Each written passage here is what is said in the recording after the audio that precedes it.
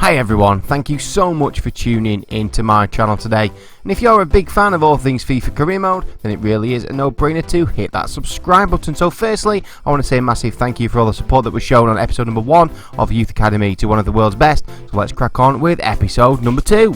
So we ended episode number 1 at the end of season number 3, and Vinsky was 92 overall. So you join me here now in October of season number 4, and let's grow him an extra +1 up to 93 overall using these training drills: penalties against the goalkeeper, adept defending scenarios, race against the clock, crossing scenarios, and direct free kick novice. And now our Youth Academy graduate is up to a 93 overall. And when playing a growth test career mode like this one, I don't sim via the calendar. I advance day by day, training every single week and simming 90% of the matches, just playing a few to get a feel of how the player is progressing. So now you join me in January of season number 4. Let's grow him an extra +1 up to 94.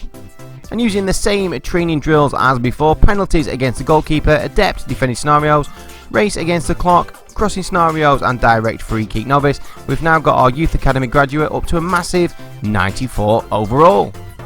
And considering that I simmed approximately 90% of the matches this season, Spurs still had a very successful season, winning the Champions League, and there we can see our Youth Academy graduate Vinsky with a Champions League trophy. As I'm sure you're all aware by now, Vinsky is Croatian, and there's a method to my madness why I chose Croatia to scout. Not only do they return some very good players, but their international team is not in FIFA 19 career mode, therefore they won't get called up by the national team and miss training sessions. So here we are now, right at the end of season number 4. Let's see how Vinsky progressed throughout this season. So now he's on his own at the top of the squad ratings rankings. Try and say that after a few beers, and he's still only 19 years of age. He's grew +2 this season and has an overall of 94. Just a reminder, he does have 5-star skill moves and a 2-star weak foot. His physical and mental attributes grew pretty well, apart from the 2 untrainable ones, which are jumping and aggression. His technical attributes also grew pretty well, apart from the one that I neglected, which was heading accuracy. And at the end of season number 4, he has a massive value of 114.5 million. So now we fast forward to October of season number 5, where I've continued to advance day by day, playing the training sessions every single week, and using these training drills of race against the clock, adept defending scenarios, adept attacking scenarios, crossing scenarios, and direct free kick novice, which as you can see, they're all gold hard drills. We've got our Youth Academy graduate up to a 95 overall.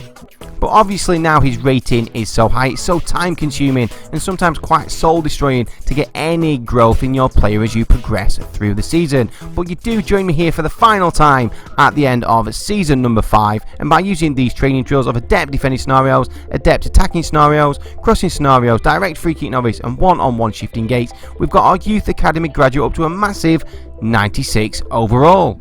And that 96 overall makes him my highest rated player that I've achieved in FIFA 19 career mode. So now it's time to look at how he progressed in season number 5. And obviously now he's still at the top of the squad ratings rankings with a 96 overall. That's +2 growth throughout this season. He is now 20 years of age. He's played 31 times, scoring 1 Premier League goal. He's had growth this season in agility, sprint speed, attack position, and interceptions.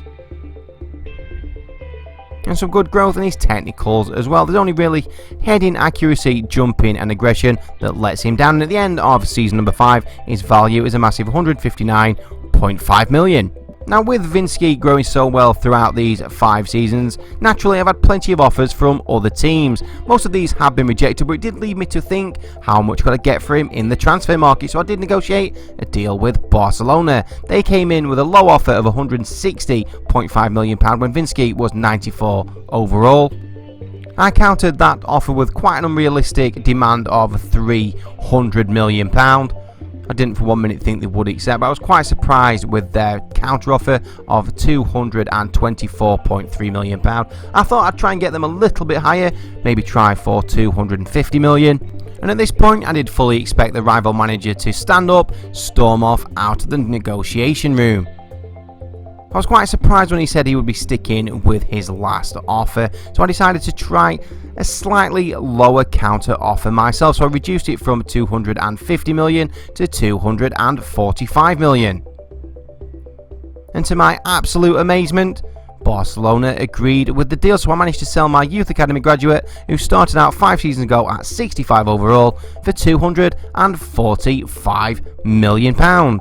So thank you so much for following me on this journey from youth academy to one of the world's best. All it remains to say is thank you so much for supporting this series. Please tune in next time. FCG out.